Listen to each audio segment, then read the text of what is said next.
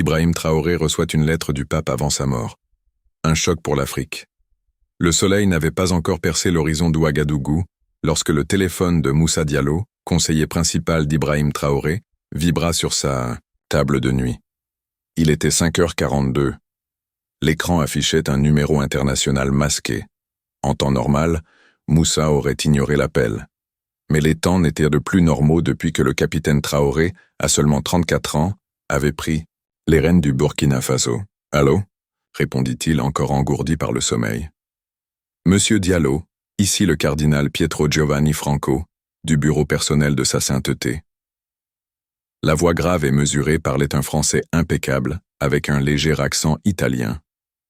Une communication diplomatique d'urgence a été envoyée au président Traoré. Elle arrivera par coursier spécial dans moins de 2 heures. Moussa se redressa, tous ses sens en alerte. « Quelle est la nature de cette communication, votre éminence ?» Une lettre personnelle de sa sainteté, le pape François. Elle est scellée et destinée uniquement aux yeux du président. Le Saint-Père insiste sur l'importance capitale de son contenu. Après avoir raccroché, Moussa contacta immédiatement le service de sécurité présidentielle. À 6h30, le palais présidentiel était en effervescence silencieuse. Ibrahim Traoré, déjà en uniforme malgré l'heure matinale, avait été informé. Son visage, habituellement impassible, trahissait une légère tension. « Un message ? Du Vatican ? À moi ?» demanda-t-il simplement. À 7h15 précise, un véhicule diplomatique franchit les portes du palais. L'envoyé, un prêtre italien d'âge mûr accompagné de 2 gardes suisses, fut escorté jusqu'à la salle de réception. Il tenait un coffret en bois d'olivier orné des armoiries papales. « Capitaine Ibrahim Traoré ?» demanda le prêtre. « C'est moi », répondit Traoré, droit dans son uniforme impeccable. Le prêtre ouvrit le coffret et en sortit une enveloppe scellée de cire rouge. Sur l'enveloppe, une écriture fine et penchée indiquait en français « Lila, seule c'est la dernière. » « Sa sainteté m'a chargé de vous remettre cette lettre personnellement, » expliqua le prêtre. « Il m'a également demandé de vous transmettre ces mots. Dans les temps de grande obscurité, Dieu choisit parfois les plus jeunes pour porter sa lumière. » Traoré prit l'enveloppe avec un respect manifeste. Il congédia poliment l'émissaire, après les formalités diplomatiques, puis se dirigea vers la bibliothèque présidentielle, ordonnant qu'on ne le dérange sous aucun prétexte. Pendant 30 minutes, il resta immobile, la lettre posée devant lui sur le bureau en acajou. Son pays traversait une crise sécuritaire sans précédent. Des groupes djihadistes contrôlaient près d'un tiers du territoire. Des milliers de déplacés internes souffraient de la faim et de la maladie. Ses relations avec les puissances occidentales étaient tendues depuis qu'il avait expulsé les forces françaises et cherché de nouveaux alliés. Que pouvait bien lui vouloir le chef de l'Église catholique? Finalement, il brisa le sceau. Dépliant le papier épais orné de filigranes dorées, ses yeux parcoururent la première ligne. « Mon fils, le témoignage final approche. » Le visage du jeune président se contracta. Lui, musulman pratiquant, était appelé « mon fils » par le pape. Et cette mention d'un témoignage final, qu'est-ce que cela signifiait? Il poursuivit sa lecture, ses mains tremblant légèrement. À mesure qu'il avançait, son expression passait de la surprise à une émotion profonde. À un moment, il porta sa main à son visage, essuyant ce qui semblait être une larme. Quand il termina, il replia soigneusement la lettre et la remit dans son enveloppe. Il demeura silencieux plusieurs minutes, les yeux fixés sur l'horizon visible par la fenêtre de la bibliothèque. Puis il pressa le bouton de l'interphone. Moussa convoque une réunion d'urgence du cabinet et contacte tous les médias nationaux. Ce soir, à 20h, je m'adresserai à la nation. Quelle est la nature de votre déclaration, Excellence? Traoré marqua une pause. Dis-leur que j'ai reçu un message qui transcende la politique, un message qui concerne l'avenir de notre continent tout entier. Cette nuit-là, tandis que les techniciens installèrent les caméras dans la salle d'audience présidentielle, personne ne remarqua que le jeune président avait changé. Une sérénité nouvelle irradiait de son visage, comme s'il avait trouvé une certitude au milieu du chaos qui l'entourait depuis sa prise de pouvoir. Il tenait fermement l'enveloppe du Vatican entre ses mains, et dans ses yeux brillait une détermination nouvelle. L'Afrique ne le savait pas encore, Mais ce soir-là marquerait le début d'une transformation dont les ondes de choc traverseraient le continent entier. À 20 heures précises, toutes les chaînes de télévision et stations de radio du Burkina Faso interrompirent leur programme. Le drapeau national apparut à l'écran suivi de l'hymne Une seule nuit. Puis le visage d'Ibrahim Traoré remplit les écrans. Contrairement aux apparitions habituelles des chefs d'État africains, il n'était pas assis derrière un bureau imposant. Il se tenait debout dans une salle sobre aux murs blancs, vêtu d'un simple uniforme militaire sans décorations ostentatoires. « Peuple du Burkina Faso, frères et sœurs africains », commença-t-il, sa voix calme contrastant avec l'intensité de son regard. « Ce matin, j'ai reçu une communication exceptionnelle, une lettre personnelle de sa sainteté le pape François. » Un murmure parcourut l'assistance des journalistes présents dans la salle. Traoré leva l'enveloppe montrant le sceau brisé. Cette lettre ne m'est pas adressée en tant que chef d'État, elle ne m'est même pas adressée en tant qu'individu. Elle est destinée à l'Afrique tout entière, et je ne suis que son messager. Il marqua une pause, laissant le poids de ses paroles s'installer. Le Saint-Père m'a autorisé à partager certains passages de ce message avec vous tous. Voici ces mots. L'Afrique portera la lumière quand le silence tombera sur la terre. La caméra s'approcha légèrement de son visage, captant la gravité de son expression. La lettre parle de 7 jours de silence divin, un temps où Dieu observera mais ne parlera pas. Un temps d'épreuve pour l'humanité entière. Et elle dit, « Celui qui écoutera dans le silence vivra. » Traoré baissa les yeux vers la lettre, puis regarda à nouveau la caméra. « Je ne suis pas théologien. Je suis un soldat, formé pour défendre mon pays contre des menaces tangibles. Mais ce message transcende nos divisions religieuses, politiques et ethniques. Il parle à notre humanité commune, à notre responsabilité partagée envers l'avenir. » À ce moment, 3 personnalités entrèrent dans le cadre et se placèrent aux côtés du président. Un imam en tenue traditionnelle, un prêtre, catholique en soutane, et un griot âgé vêtu d'un boubou richement brodé. Voici l'imam Ousmane Il Boudo de la grande mosquée d'Ouagadougou, le père Marcel Bikaba de la cathédrale de l'Immaculée Conception, et Bakary Konaté, gardien de nos traditions ancestrales, présenta Traoré. Ensemble, nous représentons les 3 grandes traditions spirituelles de notre nation, et ensemble nous affirmons la vérité essentielle contenue dans ce message. L'Afrique a un rôle spirituel crucial à jouer dans les temps à venir. L'imam s'avança légèrement. Le Coran nous enseigne, « Nous vous avons fait, peuples et tribus, afin que vous vous connaissiez mutuellement. » Aujourd'hui, nous nous connaissons dans l'unité face à un appel divin. Le prêtre ajouta, « Comme le dit l'Évangile selon Matthieu, heureux les artisans de paix, car ils seront appelés fils de Dieu. » Cette lettre nous appelle à être ces artisans de paix. Le griot conclut, « Nos ancêtres nous ont toujours enseigné que la terre n'appartient pas à l'homme, mais que l'homme appartient à la terre. » Cette sagesse ancestrale résonne avec le message reçu aujourd'hui. Traoré reprit la parole. « Je n'ai pas encore lu l'intégralité de cette lettre. Certaines parties, m'a-t-on dit, ne doivent être révélées qu'au moment opportun. Mais je vous fais cette promesse solennelle. Dimanche prochain, à midi, sur la grande place de Bobo Dioulasso, notre seconde ville, je partagerai avec vous le reste de ce message. Et nous l'écouterons ensemble, comme une seule nation, comme un seul continent. » Il marqua une nouvelle pause, puis ajouta, « En attendant ce jour, je demande à chaque Burkinabé, quelle que soit sa foi, de réfléchir au sens de notre existence commune, de méditer sur notre responsabilité envers notre terre et envers les générations futures. Dans les prochains jours, unissons-nous dans la prière, dans la méditation, dans le dialogue respectueux. » La transmission se termina par une scène inattendue. Le président et les 3 guides spirituels, main dans la main, têtes inclinées, dans un moment de recueillement silencieux. En moins d'1 heure, la nouvelle se répandit comme une traînée de poudre à travers l'Afrique. Le hashtag Manaan, lettre du pape, devint le plus utilisé sur Twitter dans plus de 30 pays africains. Les chaînes de télévision panafricaines interrompirent leur programme pour diffuser l'allocution de Traoré. Dans les rues d'Ouagadougou, des foules se rassemblèrent spontanément, discutant avec animation de cette révélation inattendue. À la frontière nord du pays, où les forces de sécurité combattaient quotidiennement les incursions de groupes armés, des soldats rapportèrent un phénomène étrange. Pour la première fois depuis des mois, aucun coup de feu n'avait été tiré cette nuit-là.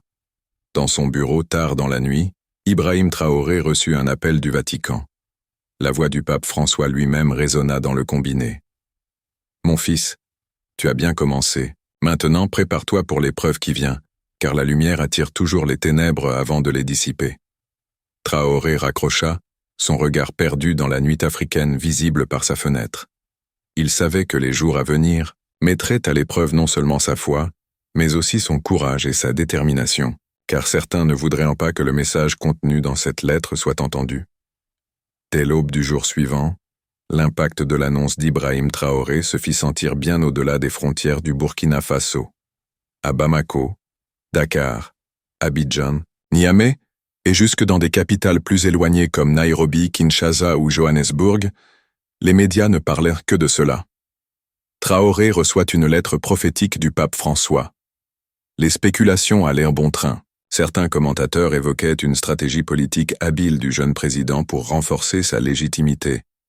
D'autres, plus nombreux, voyaient dans cet événement un signe spirituel authentique. Les réseaux sociaux s'enflammaient. La vidéo de l'allocution présidentielle avait été visionnée plus de 6 millions de fois en moins de 10 heures. À Ouagadougou, une foule de plusieurs milliers de personnes s'était rassemblée devant le palais présidentiel pour une veillée spontanée. Musulmans, chrétiens et adeptes des religions traditionnelles se tenaient côte à côte, chantant et priant dans une harmonie rarement observée. Des bougies parsemèrent la place, créant une mer de lumière dans la nuit, africaine. Au-delà de la capitale, le phénomène prenait une ampleur impressionnante. À Kaya, dans le nord du pays, une région durement touchée par les violences djihadistes, les mosquées et les églises débordèrent de fidèles. À Bobo-Dioulasso, où la révélation finale était prévue, les hôtels affichaient complets des pèlerins affluents de toutes les régions et même des pays voisins. Mais le plus remarquable se produisit à la frontière avec le Ghana. Là, des soldats appartenant à des factions rivales, qui s'affrontaient sporadiquement depuis des mois, initièrent une trêve spontanée. Des témoins rapportèrent avoir vu des combattants de différents groupes prier ensemble pour la première fois, formant un cercle autour d'un petit poste radio diffusant en boucle le discours du président burkinabé. Un incident particulier attira l'attention des médias internationaux. Dans un petit village près de Koudougou, une jeune fille de 12 ans, paralysée depuis sa naissance, se serait levée de sa chaise roulante après que sa mère lui eut répété les paroles de « la lettre papale ». Celui qui écoutera dans le silence vivra. Des centaines de personnes affluèrent vers le village pour voir ce qu'on commençait à appeler le miracle de la lettre. Plus troublant encore, un chef de milice notoire, responsable de nombreuses exactions dans la région de l'Est, se rendit aux autorités militaires avec une vingtaine de ses hommes. « La foi a vaincu en moi », déclara-t-il simplement en remettant ses armes. « Si Dieu parle à notre président, alors nous devons l'écouter. » Face à l'ampleur de la réaction, le Vatican dut publier un communiqué officiel. Sa sainteté le pape François confirme avoir adressé une communication personnelle au président Ibrahim Traoré du Burkina Faso. Le contenu de cette lettre concerne effectivement des questions spirituelles d'importance universelle. Le Saint-Siège soutient l'appel à l'unité, à la paix et à la réflexion lancée par le président Traoré. Ce communiqué ne fit qu'amplifier le phénomène. Dans les universités africaines, des intellectuels commencèrent à débattre passionnément du rôle spirituel du continent dans le monde contemporain. À l'université d'Ouagadougou, le professeur Hamidou Sangaré, éminent sociologue des religions, donna une conférence qui fit salle comble. Ce que nous observons actuellement est sans précédent dans l'histoire moderne de notre continent, expliqua-t-il à un auditoire captivé. Pour la première fois, un message spirituel transcende nos divisions religieuses, ethniques et nationales. Il nous rappelle une vérité fondamentale que nos traditions ancestrales ont toujours connue. L'Afrique n'est pas seulement un réservoir de ressources naturelles ou une victime de l'histoire coloniale. Elle est aussi, et peut-être avant tout, un foyer de spiritualité, un lieu où la relation entre l'humain et le divin s'exprime avec une authenticité particulière. Pendant ce temps, Ibrahim Traoré maintenait un silence remarqué. Retranché, dans le palais présidentiel, il ne fit aucune apparition publique dans les jours qui suivirent son allocution. Ses conseillers, interrogés par la presse, indiquèrent simplement qu'il était en retraite spirituelle pour se préparer à la révélation de dimanche. Ce silence présidentiel contrastait avec l'effervescence qui s'emparait progressivement de tout le pays. Dans les marchés, les bureaux, les écoles, les conversations ne tournaient qu'autour de la lettre. Des rumeurs fantaisistes circulaient. La lettre prédirait la fin du monde, contiendrait un remède contre toutes les maladies, ou révélerait l'emplacement d'un trésor spirituel caché en Afrique depuis des millénaires. Plus pragmatiquement, les autorités de Bobo Dioulasso se préparaient à accueillir ce qui s'annonçait comme le plus grand rassemblement de l'histoire de la ville. Des écrans géants furent installés sur plusieurs places publiques. Des systèmes de distribution d'eau et des installations sanitaires temporaires furent mis en place. Les services de sécurité, renforcés par des volontaires civils, établirent un périmètre autour de la grande place centrale. La communauté internationale observait ce phénomène avec un mélange de fascination et d'inquiétude. Certaines chancelleries occidentales exprimèrent des préoccupations quant à une possible manipulation religieuse à des fins politiques. D'autres, plus nuancées, reconnurent l'effet pacificateur inattendu de cet événement dans une région déchirée par les conflits. À la veille du dimanche tant attendu, l'effervescence atteignit son paroxysme. Dans tout le Burkina Faso et même dans plusieurs pays voisins, les gens se préparaient à suivre la révélation, que ce soit en personne à Bobo Dioulasso, devant leur télévision ou rassemblés autour de postes radio dans les villages les plus reculés. Cette nuit-là, un phénomène météorologique rare fut observé au-dessus d'Ouagadougou. Une aurore boréale, visible exceptionnellement à cette latitude, illumina le ciel de la capitale de teintes vertes et violettes ondoyantes. Pour beaucoup, c'était un signe supplémentaire que des forces supérieures étaient à l'œuvre. Dans sa chambre du palais présidentiel, Ibrahim Traoré ne dormait pas. Assis sur son lit, la lettre du pape ouverte devant lui, il relisait les passages qui n'avaient pas encore été révélés au public. Son visage, éclairé par la lumière douce d'une lampe de chevet, reflétait une gravité solennelle. Demain, il prononcerait des paroles qui changeraient peut-être à jamais l'histoire de son pays et de son continent. Le soleil se levait, à peine sur Bobo Dioulasso, quand les premières foules commencèrent à converger vers la place centrale. Dès 6 heures du matin, des milliers de personnes occupaient déjà les lieux, déployant des nattes, des petites tabourets, des parasols pour se protéger de la chaleur qui promettait d'être intense. Certains avaient voyagé toute la nuit, parcourant des centaines de kilomètres depuis les villages les plus reculés du pays. L'ambiance était solennelle mais vibrante. Des chants religieux s'élevaient spontanément, tant chrétiens que musulmans, parfois entrelacés dans une harmonie surprenante. Des griots récitèrent des poèmes traditionnels évoquant les ancêtres et la sagesse des temps anciens. Des femmes en boubou coloré dansaient doucement, leurs mouvements gracieux évoquant la pluie et la fertilité. À midi, la place était noire de monde. Les estimations parlèrent de plus de 300 000 personnes rassemblées, du jamais vu à Bobo Dioulasso. Les écrans géants retransmettaient les images pour ceux qui se trouvaient trop loin pour voir directement la petite estrade dressée au centre. Soudain, un murmure parcourut la foule, se transformant rapidement en exclamation de surprise. Au lieu d'arriver dans le convoi officiel attendu, avec sirènes et escorte militaire, Ibrahim Traoré apparut à pied, marchant simplement parmi les gens. Il était accompagné uniquement de l'imam Ousmane Il Boudo, du père Marcel Bikaba et du griot Bakary Konaté, les 3 figures spirituelles qui étaient apparues à ses côtés lors de sa première allocution.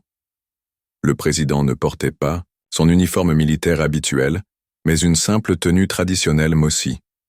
Une tunique blanche et un pantalon de même couleur, avec un chapeau de paille. Dans sa main, il tenait l'enveloppe du Vatican. Aucune arme visible, aucun insigne de pouvoir. La foule s'écarta naturellement pour lui ouvrir un passage vers l'estrade. Certains s'inclinèrent respectueusement, d'autres tendèrent la main pour effleurer sa tunique.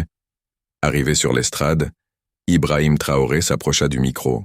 Le silence qui s'établit alors était presque surnaturel. 300 000 personnes retenant leur souffle, attendant ses paroles. « Mes frères, mes sœurs », commença-t-il, sa voix calme portant étonnamment loin. « Je ne me présente pas devant vous aujourd'hui comme votre chef d'État. Je ne viens pas avec l'autorité que me confère la Constitution. Je viens comme un serviteur, comme un messager. Il leva l'enveloppe du Vatican. Cette lettre, dont je vous ai révélé une partie il y a quelques jours, contient un message qui nous dépasse tous. Un message qui parle à notre humanité commune, à notre responsabilité partagée envers notre terre et envers l'avenir. Il ouvrit l'enveloppe et en sortit le feuillet portant le sceau papal.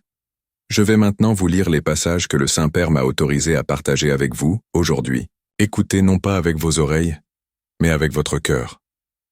La foule était suspendue à ses lèvres. Des épreuves viendront, lut-il.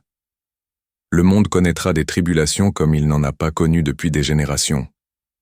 Mais celui qui n'abandonnera pas son peuple en ces temps difficiles sera comme un rocher au milieu de la tempête. Un frémissement parcourut l'assistance. Le troupeau tremblera, mais le berger ne peut pas fuir, car c'est dans les moments les plus sombres que la lumière de la foi doit briller le plus intensément. Des sanglots étouffés se firent entendre ici et là dans la foule. Le monde observera. Certains riront, d'autres douteront, mais l'Afrique sera l'autel de la résistance car c'est des cœurs les plus purs, des âmes qui ont connu la souffrance sans perdre leur humanité, que viendra le renouveau. À ce moment, une femme s'évanouit dans la foule, submergée par l'émotion. D'autres personnes s'agenouillèrent spontanément, les mains levées vers le ciel. Ce n'est pas le pouvoir des armes, ni celui de l'argent, ni même celui du savoir qui sauvera l'humanité de ses propres excès. Poursuivit Traoré, sa voix gagnant en intensité.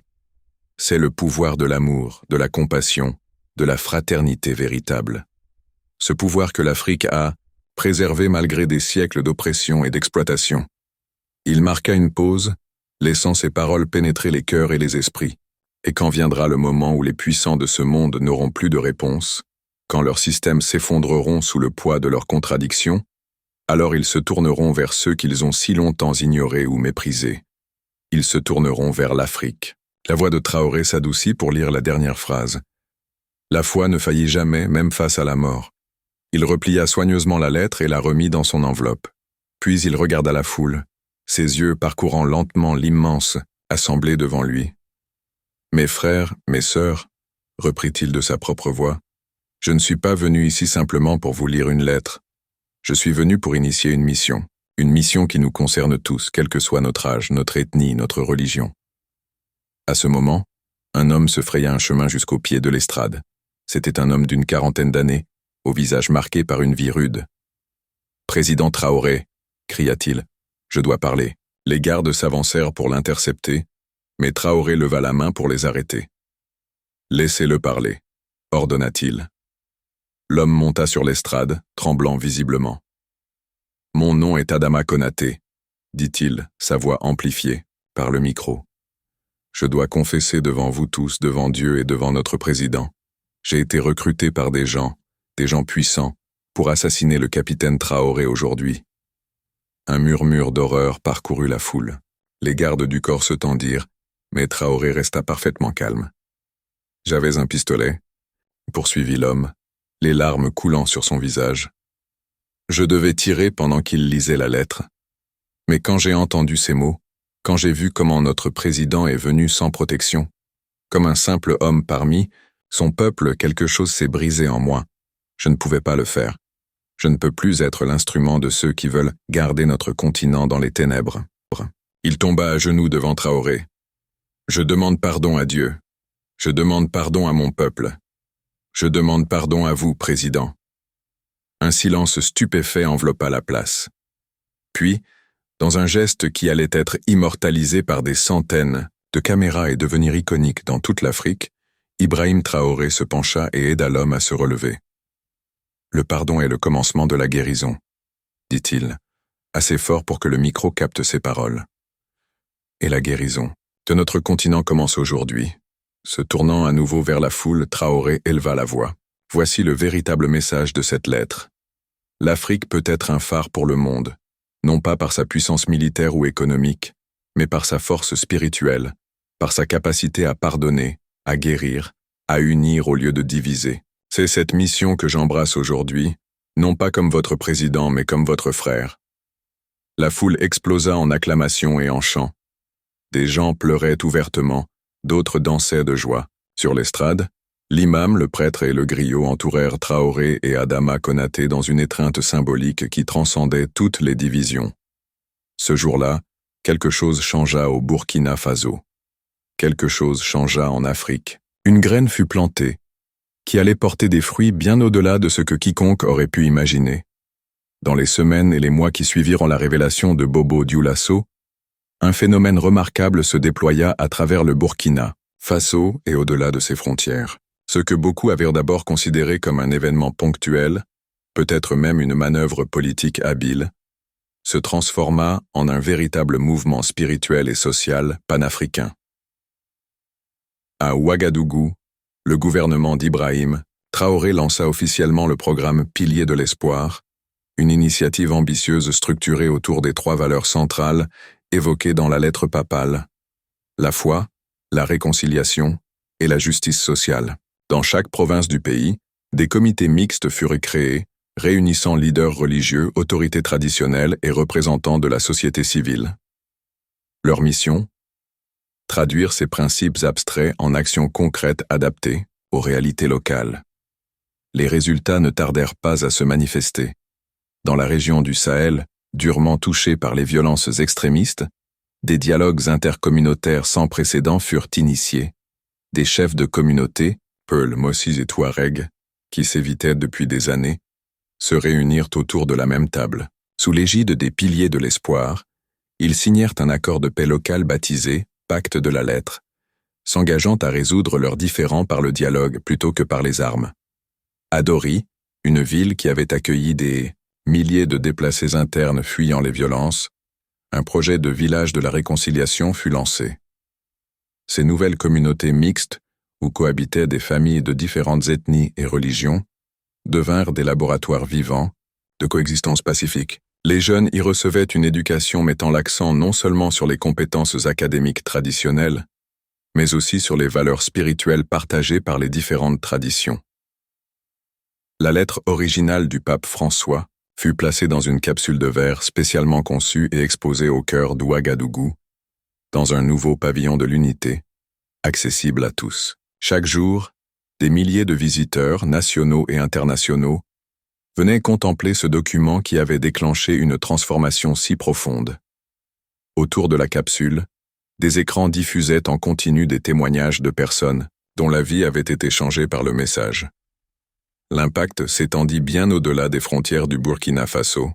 Dans les pays voisins comme le Mali, le Niger et le Ghana, des initiatives similaires virent le jour, adaptées aux contextes locaux mais inspirés des mêmes principes. Des groupes armés, qui s'affrontaient depuis des années, entamèrent des pourparlers de paix sous l'égide de médiateurs religieux. Des communautés divisées par des conflits fonciers ou ethniques trouvèrent de nouvelles voies de réconciliation. Un documentaire intitulé La Lettre fut produit par une équipe internationale et diffusé sur les principales plateformes de streaming. Il retraçait l'événement de Bobo Dioulasso et ses répercussions à travers le continent. Son impact fut considérable. En 3 semaines, il devint le documentaire le plus visionné de l'histoire sur Netflix, touchant des publics bien au-delà de l'Afrique. Parmi les témoignages les plus marquants figurait celui de Jean-Philippe Dumont, un philosophe français connu pour son athéisme militant. Après avoir visionné les images de la révélation de Bobo Dioulasso, il publia une vidéo devenue virale où, visiblement ému, il déclarait « Je ne sais pas ce que j'ai ressenti, mais j'ai ressenti quelque chose qui transcende mes cadres conceptuels habituels. En tant que penseur rationnel, je dois reconnaître que certaines expériences humaines profondes échappent peut-être à nos catégories analytiques traditionnelles. Au niveau politique, l'Union africaine adopta officiellement l'expression « lumière du silence » comme thème de son sommet annuel, la transformant progressivement en un concept central de renouveau spirituel et culturel pour le continent. Lors de ce sommet historique, plusieurs chefs d'État africains reconnurent publiquement la nécessité de fonder leur politique sur des valeurs spirituelles authentiques plutôt que sur des calculs purement économiques ou géopolitiques. Ibrahim Traoré lui-même devint une figure continentale et mondiale. Son authenticité et son courage face à la tentative d'assassinat avouée publiquement firent de lui un symbole de leadership moral dans un monde en quête de repères. Lorsque le pape François l'invita au Vatican pour une audience privée, L'événement fut retransmis en direct et suivi par des centaines de millions de personnes à travers le monde. Cette rencontre entre le jeune capitaine musulman et le pontife catholique âgé fut empreinte d'une émotion palpable. Les caméras captèrent le moment où le pape, se levant de son siège malgré son âge avancé, vint à la rencontre de Traoré et l'étreignit fraternellement. « Tu as été fidèle au message », murmura-t-il, suffisamment fort pour que les micros captent ses paroles. « Tu as compris que la vraie force ne réside pas dans les armes ou le pouvoir, mais dans la capacité à unir les cœurs. » Dans son discours au Vatican, Traoré prononça des paroles qui allaient résonner longtemps. « Cette lettre que votre sainteté m'a adressée n'était pas destinée à moi seul. Elle n'appartient pas au Burkina Faso, ni même à l'Afrique. Elle appartient à l'humanité tout entière, car elle nous rappelle ce que nous avons trop souvent oublié dans notre course effrénée vers le progrès matériel. Nous sommes tous des enfants de la même terre, responsables les uns des autres, et de notre avenir commun. Mais l'impact le plus profond se manifesta peut-être dans les vies individuelles ordinaires. À travers le continent, des témoignages affluèrent de personnes qui avaient trouvé une nouvelle orientation spirituelle, réconcilié des relations, brisées ou découvert un sens renouvelé à leur existence. Des jeunes, auparavant attirés par l'extrémisme ou le matérialisme, se tournèrent vers des formes d'engagement communautaire, inspirées par les valeurs de la lettre. À Ouagadougou, une jeune entrepreneur nommée Aïssata Ouedraogo créa une start-up sociale appelée Écoute silencieuse, proposant des espaces de méditation et de dialogue dans les quartiers défavorisés. Avant la lettre, j'étais obsédée par la réussite financière, expliqua-t-elle dans une interview. Maintenant, je comprends que la vraie richesse réside dans notre capacité à nous connecter les uns aux autres et à notre dimension spirituelle. Dans un village reculé de la province du Soum, un ancien combattant djihadiste nommé Moussa convertit son savoir-faire en matière d'armes en compétences agricoles. Il créa une coopérative appelée Jardin de la Rédemption, employant d'autres anciens combattants pour cultiver des terres auparavant abandonnées. La lettre m'a montré qu'il n'est jamais trop tard pour changer de voie, témoigna-t-il. Ma vie était vouée à la destruction. Maintenant, elle est consacrée à faire pousser des choses. Un an après la révélation de Bobo Dioulasso, alors que le Burkina Faso préparait une célébration nationale pour commémorer l'événement, une nouvelle bouleversante frappa le pays. Ibrahim Traoré était gravement malade. Des médecins diagnostiquèrent une forme rare et agressive de cancer du sang. Malgré les meilleurs traitements disponibles, son état se détériora rapidement. Dans ces dernières semaines, alors que la nouvelle de sa maladie se répandait, un phénomène extraordinaire se produisit. Des veillées de prière furent organisées, non seulement dans tout le Burkina Faso, mais à travers l'Afrique et même au-delà. Des mosquées, des églises, des temples et des lieux de culte traditionnels s'unirent dans une prière commune pour le jeune président, qui avait touché tant de cœurs.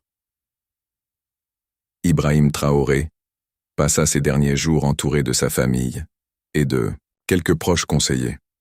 On raconte qu'il continuait à travailler sur des projets pour son pays jusqu'à ses dernières heures, dictant des notes et des idées pour l'avenir. Sa sérénité face à la mort impressionna tous ceux qui l'entouraient. La veille de son décès, il demanda qu'on lui apporte la lettre du pape qu'il gardait près de lui. À un moment, il murmura à son conseiller Moussa Diallo « Tu te souviens de la dernière phrase ? La foi ne faillit jamais, même face à la mort. Maintenant, je comprends pleinement ces mots. » Ibrahim Traoré s'éteignit paisiblement, à l'aube, 1 an et 17 jours après la révélation de Bobo Dioulasso. Il avait 36 ans. Ses funérailles rassemblèrent le plus grand nombre de dignitaires internationaux jamais réunis pour un chef d'État africain. Le pape François lui-même, malgré son âge avancé, fit le voyage pour prononcer une émouvante oraison funèbre. Ibrahim n'était pas seulement un leader politique, déclara-t-il. Il était un messager, un pont entre les traditions, un symbole de l'unité spirituelle que notre monde divisé recherche désespérément. Mais les hommages les plus touchants vinrent des gens ordinaires. Des milliers de Burkinabés de toutes confessions défilèrent devant sa dépouille, beaucoup portant des t-shirts imprimés avec sa photo et la phrase désormais célèbre « La foi ne faillit jamais ». Dans son testament, rendu public après ses funérailles, Traoré avait formulé un souhait simple, que la dynamique déclenchée par la lettre papale ne s'arrête pas avec sa disparition, mais qu'elles s'amplifient et s'approfondissent. Ce que nous avons commencé n'est pas l'œuvre d'un homme, avait-il écrit, mais celle d'un peuple, d'un continent, d'une humanité en quête de sens et d'unité. Son vœu fut exaucé. Le mouvement spirituel qu'il avait contribué à lancer continua à se développer, transcendant sa personne pour devenir une force de transformation authentique en Afrique et au-delà. Des centres dédiés à l'étude et à la mise en pratique des principes de la lettre s'établirent dans de nombreux pays, devenant des pôles d'innovation sociale et spirituelle. 10 ans après sa mort, lors d'une cérémonie commémorative à Bobo-Dioulasso, à l'endroit même où il avait révélé le contenu complet de la lettre, une simple plaque fut dévoilée. Elle portait ces mots. Ici, un message a été partagé. Un message qui n'appartenait pas à un seul homme, mais à nous tous. Un message dont nous sommes maintenant les gardiens et les messagers. Et la foule rassemblée, comme un écho, à travers le temps, répondit d'une seule voix. La foi ne faillit jamais, jamais.